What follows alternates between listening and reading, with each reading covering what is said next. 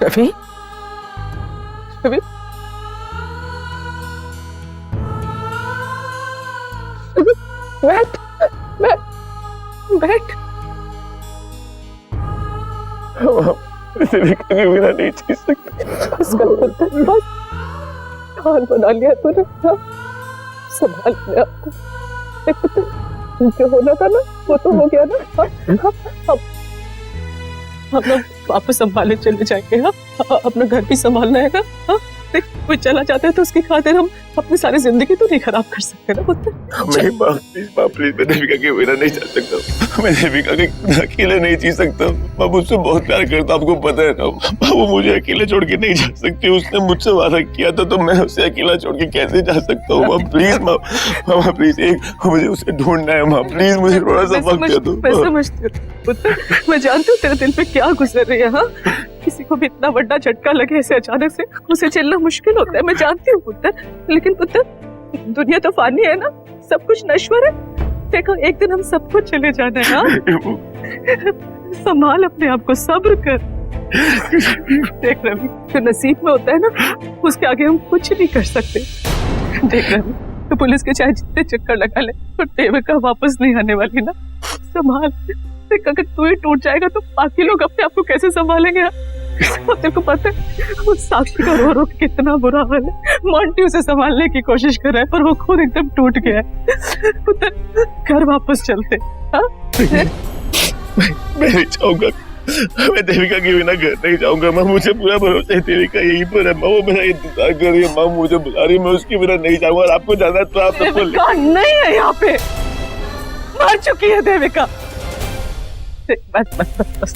हाँ शाबाश, थोड़ी सी हिम्मत कर ले। हाँ देख घर की जिम्मेदारी भी तुझ पर है, लायक बेटा है ना तू मेरा। हाँ हाँ चल, थोड़ी सी हिम्मत कर ले, सब्र कर ले, चल वापस चल। नहीं, मैं घर नहीं जाऊंगा। आपको जाना है आप जाओ, मैं देविका के बिना नहीं जाऊंगा। नहीं जाऊंगा तो नहीं जाऊंगा। माँ मैं देविका के बिना नहीं जा सकता। एक बार मिल कर रवि, बस कर। छोटे बच्चे नहीं हो तुम, पढ़े लिखे समझदार लड़के हो। तुम्हें मालूम है कितनी मुसीबतों से हम यहाँ पे रह रहे हैं? इतना हजारों रुपए खर्च हो रहे हैं, सारा खर्चा निवेदिता जी उठा रही है। अगर तेरी यही हरकत रही ना तो एक दिन हम सबका दम निकल जाना है। फिर उठा लेना अपनी माँ की अर्थी। मामा प्लीज आप ऐसी बात मत करो। प्लीज, आपको पता है ना अगर देविका यहीं पर होगी तो मैं केसरी। कोई गुंजाइश नहीं है देविका के यहाँ होने की रवि। खत्म कर दे इस किस्से को। रवि देख जो सामने है ना उसे कबूल कर ले, वरना मैं बता रही हूँ अपनी माँ को भी खो देना है तूने। प्लीज प्लीज आप ऐसी बात मत करो। मुझे आपकी बहुत जरूरत है। प्लीज तो मेरी बात मान लेना बेटा। एक बार मैं चलूंगा लेकिन सिर्फ एक लास्ट कोशिश। माँ मुझे तो फिर से वही बात क्यों बोल रहा है? कोई कुछ नहीं मिलने वाला, देविका वापस नहीं आने वाली। एक बात मुझे पता है, देविका जिंदा है। माँ मैं उसके बिना नहीं जी सकता। इसे जाने दीजिए आंटी जी, अगर ऐसा करने से इसे तसल्ली मिलती है तो ये आखिरी कोशिश भी इसे कर लेने दीजिए। लेकिन ये अकेले नहीं जाएगा, मैं भी इसके साथ जाऊंगी। Thank you so much miss Luthra, thank you so much. Please आप माँ को समझाइए ना। इट्स ओके रवि, मैं समझ सकती हूँ। अगर जाने में ही तुम्हारी खुशी है तो हम जरूर जाएंगे। Thank you so much.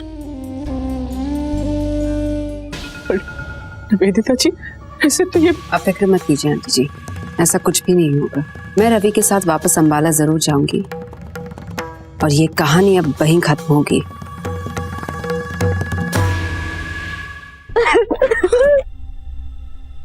बेटा क्या हुआ? शांत हो जाओ।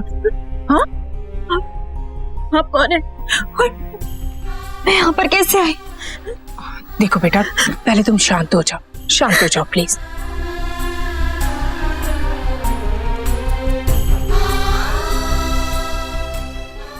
बस बेटा बस बस। ऐसा क्या हुआ है तुम्हारे साथ जो तुम्हारे आंसू नहीं थम रहे? हाँ? किसने तुम्हें इतना दर्द दिया? ये सब चोटें तुम्हें कहाँ से लगी बेटा? बताओ मुझे। पता है तुम मेरे पास पानी में बहती हुई आई थी, कैसे गिरी पानी में? इतनी ऊंचाई से तुम गिर कैसे सकती हो? क्या किसी ने तुम्हें धक्का दिया था?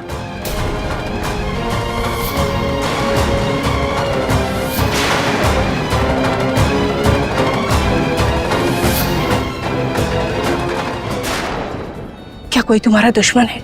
अगर है तो ऐसी क्या दुश्मनी थी कि वो तुम्हें मारना चाहते थे?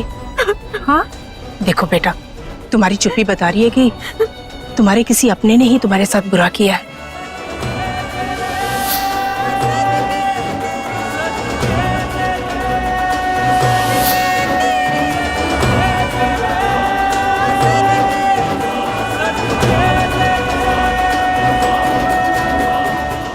इसका मतलब इसे सब कुछ याद है और इसके मन को इतनी गहरी चोट लगी है, इतना दुख मिला है कि ये संभाल नहीं पा रही।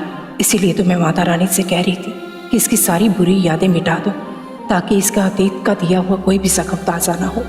मैं तो चाहती थी कि ये सब कुछ भुलाकर मेरी बेटी बनकर जिए। मैं इसके जीवन में इतनी खुशियाँ भर दूँ कि अपनी ये नई जिंदगी में हमेशा मुस्कुराती रहे। लेकिन इसे तो सब कुछ याद है, बहुत गहरा सदमा लगा है इसे। जितना याद आ रहा है उतना ही इसका दर्द बढ़ता जा रहा है। तुम्हें इसका जख्म भरना होगा जानकी। तेरी ममता को ये चुनौती है, चाहे जैसे भी हो इसके चेहरे की मुस्कुराहट लौटानी होगी तुझे। बस बेटा बस। बस बेटा, ऐसे बात मुझसे ये तुम्हारा हाल देखा नहीं जा रहा। पता है, तुम माता रानी का आशीर्वाद बनकर आई हो मेरे पास। तुम्हारी उम्र की बेटी थी मेरी, कुछ ही दिन पहले हादसे में उसकी मौत हो गई।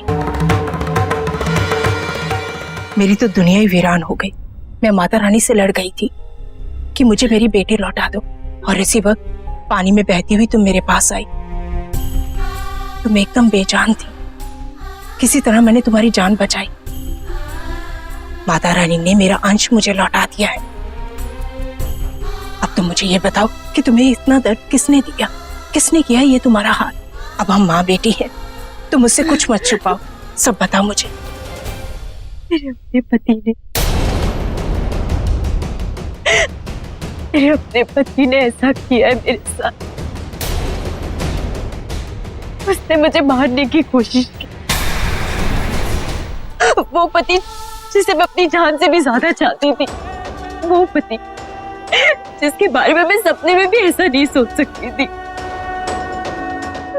वो पति जिसे मैंने इतना चाहा। हम दोनों की शादीशुदा जिंदगी में बहुत तकलीफें आई, बहुत परेशानियां आई, लेकिन मेरा उस पर से भरोसा कभी कम नहीं हुआ।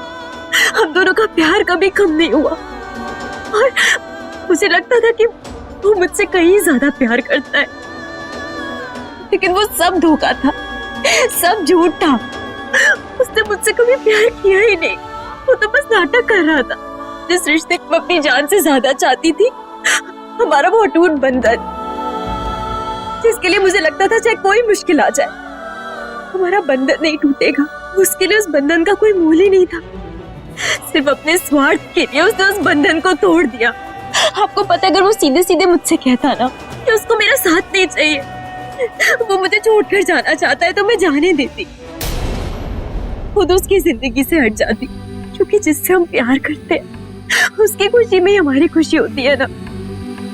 मैं चली जाती हूँ, लेकिन उसने एक बार मुझसे सच नहीं कहा, झूठ बोलता रहा, धोखे का प्यार दिखाता रहा, नाटक करता रहा प्यार का। इतना बड़ा धोखा कैसे दे सकता है वो मुझे? मैंने उसे इतना प्यार किया है, लेकिन उसने पीठ पीछे मुझे मार किया। इतनी तकलीफ दी है ना उसने मुझे। मेरी पूरी जिंदगी सिर्फ उस रिश्ते के इर्द गिर्द घूमती थी। मेरी सारी उम्मीदें, मेरा पूरा भरोसा सब तोड़ दिया उसने, सब तोड़ दिया। मुझे जीते जी मार डाला उसने, मुझे जीते जी मार डाला उसने।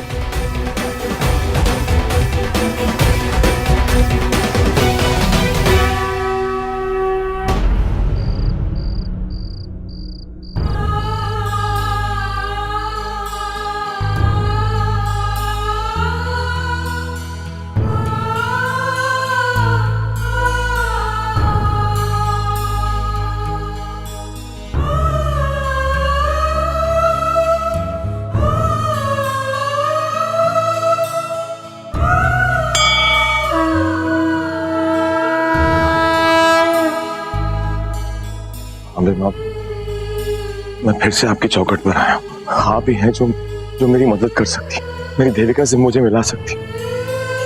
अम्बे माँ, मैं जानता हूँ कि देविका यहीं कहीं है, इन्हीं पहाड़ों में कहीं है, तो फिर आप क्यों नहीं मेरी हेल्प कर रही? क्यों नहीं मुझे बता देती कि देविका है कहाँ? एक बार मुझे मेरी देविका से मिल पाता प्लीज। अम्बे माँ, देविका ने मुझे सिखाया कि प्यार क्या होता है। देविका ने मुझे जीना सिखाया। देविका ने मुझे बताया कि इस जिंदगी में हर रिश्ते की अहमियत क्या होती है। उसने मुझे सिखाया कि इस दुनिया में आपकी अहमियत क्या। उसने मेरे अंदर आपके प्रति विश्वास सिखाया। मैं देविका से बहुत बहुत ज्यादा प्यार करता हूं। मैं उसके बिना नहीं जी सकता। हमारा बंधन, हमारा रिश्ता बहुत गहरा। दो शरीर, एक जान है, एक ही दिल है, एक ही टाइम पर इन दोनों दिलों की धड़कनें धड़कती। तो फिर हमें कैसे हो सकता है? हम दोनों का बंधन इतना कमजोर कैसे हो सकता है? कैसे टूट सकता है ये बंधन? बोलो ना अम्बे माँ। आपने मुझे मेरी देविका से नहीं मिलवाया ना, तो मैं सच्ची बोल रहा हूँ, दुनिया की सारी अच्छाई से मेरा विश्वास टूट जाएगा। इतने भी लोग हैं, सबके ऊपर से विश्वास उठ जाएगा, आपके ऊपर से विश्वास उठ जाएगा, जो विश्वास देविका ने सिखाया। प्लीज अपने सबकी बात सुन लो। देविका के बिना नहीं जी सकता हूँ। प्लीज एक बार अपने इस वक्त की विनती स्वीकार कर दो हमें। प्लीज हमें अब क्या क्या आप कहो तो मैं आगे हाथ रगड़ता हूँ पे माँ, मुझे मेरी देविका।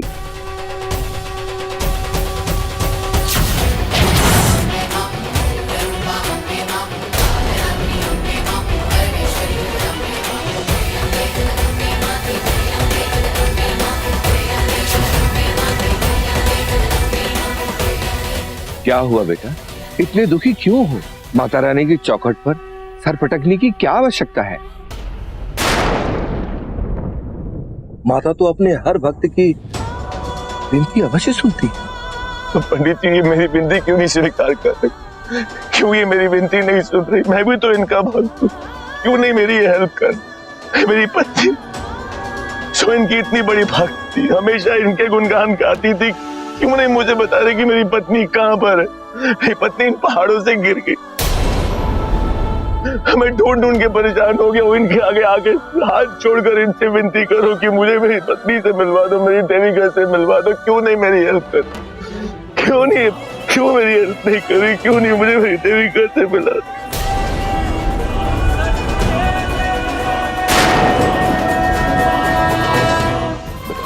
माता की महिमा अगाध है। वो क्या करती है, किसके लिए करती है, ये कोई नहीं जानता। हाँ, वो सच्चे भक्तों की प्रार्थना अवश्य सुनती है। तुम बस इनसे प्रार्थना करो। अगर माता ने ऐसा चाहा है तो तुम्हारी पत्नी जहां कहीं भी होगी सुरक्षित होगी और तुम्हें अवश्य मिलेगी। हाँ बेटा, अवश्य मिलेगी। इनसे प्रार्थना करके भी क्या करूं? इन्होंने तो सब कुछ किया। इन्होंने मेरी जिंदगी मुझसे छीनी है। इन्होंने मेरे सब कुछ बर्बाद कर दिया। मेरी देविका मुझसे छीन ली। अगर इनकी शक्ति वाकई में सच्ची, तो इनको मेरी देविका से मिलवाना पड़ेगा। तो मैं मर जाऊंगा पंडित, मर जाऊंगा देविका के बिन। रवि, चले? तुम जरा इस तरफ आओ। बेटा मुझे बताओ, इनके साथ क्या हुआ? इन्होंने अपनी पत्नी को कहाँ खो दिया? ये कैसे और कब हुआ? पंडित जी, आप लोगों को यही समझाते हैं ना कि जो उनकी तकदीर में लिखा होता है वही उनके साथ होता है। ऐसा ही कुछ इनके साथ भी हुआ है। मैं चाहती हूँ आप ये बात इनको भी समझाएं। इनसे कहिए कि अपने आप को संभालें और अपनी जिंदगी में आगे बढ़े। और प्लीज इन्हें कोई झूठी दिलासा मत दीजिएगा। आप इनसे कहिए कि अपने बीते हुए कल को भूलकर अपने आने वाले कल को अपनाएं। Please Pandit ji, it's a request.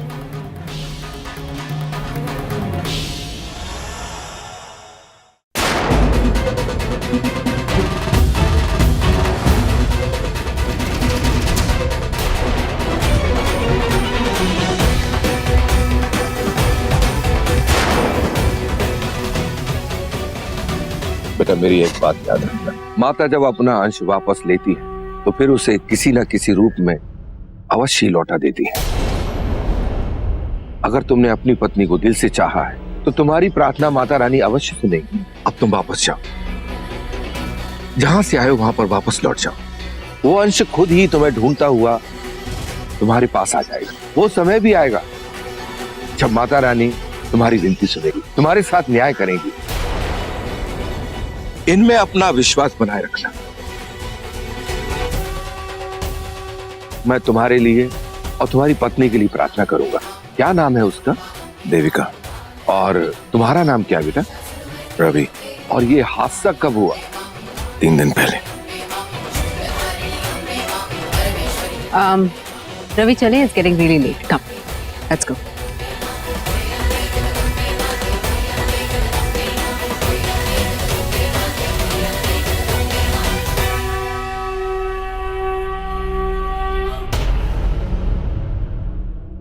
हे माता रानी,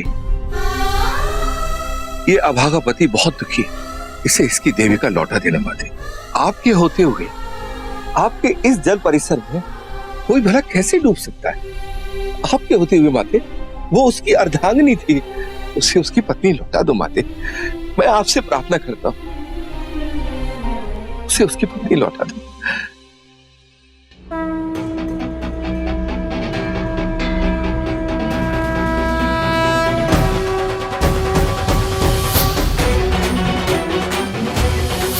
उस रात को तो वो लड़की बहती हुई आई थी। हाँ, ये तो वही समय है। वो लड़की तो जिंदा है, वो इसकी पत्नी, वो तो देविका है जो जानकी देवी अपनी बेटी बनाकर ले गई थी अपने घर। हाँ, ये बात मैं अभी उस भले आदमी को बताता हूं। ये खबर मैं उसे देता हूं, उसे बताता हूं कि उसकी देविका जिंदा है। माता ने उसकी अर्जी सुन ली, माता ने उसकी अर्जी सुन ली। अभी बताता हूं मैं। रुक जाओ, अरे गाड़ी रोकिए, अरे मैं कहता हूं गाड़ी रोकिए, एक जरूरी बात करना है, रुकिए।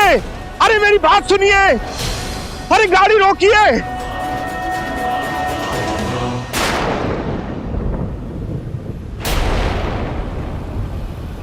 ये पंडित हमारे पीछे क्यों दौड़ रहा है? ये जरूर रवि से कोई पूजा वूजा करवाना चाहता है। ये लोग ऐसे ही तो कमाई करते हैं, बिना बात के टाइम वेस्ट करेगा हमारा। मैं तो रवि को कोई बात ही नहीं करने दूंगी इससे। ड्राइवर जरा प्लीज तेज चलाइए। अरे गाड़ी रोको।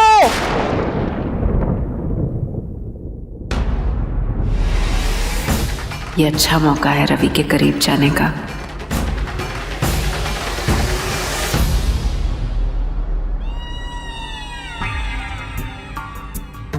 Please don't cry Ravi. मैं समझ सकती हूँ तुम पर क्या बीत रही होगी। देविका को खोने का दुख बहुत बड़ा है, पर मैं हूं ना तुम्हारे साथ रवि। मैं हमेशा तुम्हारे पास रहूंगी, कभी तुमको छोड़कर नहीं जाऊंगी। सॉरी मिश्रुत्रा, लेकिन मेरी जिंदगी में देविका के सिवाय और कोई नहीं आ सकता। मेरे दिल में, मेरी जिंदगी में सिर्फ और सिर्फ देविका है और कोई नहीं। और माँ ठीक कहती है, हमें वापस चलना चाहिए। यहाँ पर अब कुछ भी नहीं बचा, कुछ भी नहीं। यही तो मैं चाहती हूँ रवि, बस एक बार हम अंबाला लौट जाएं, फिर यहाँ जो कुछ हुआ मैं तुम्हें सब कुछ भुला दूंगी।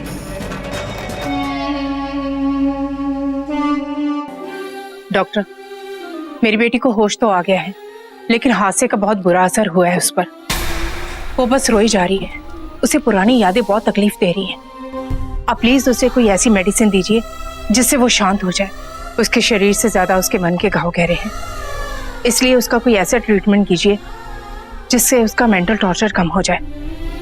आप प्लीज जल्दी से आ जाइए डॉक्टर, जल्दी आ जाइए।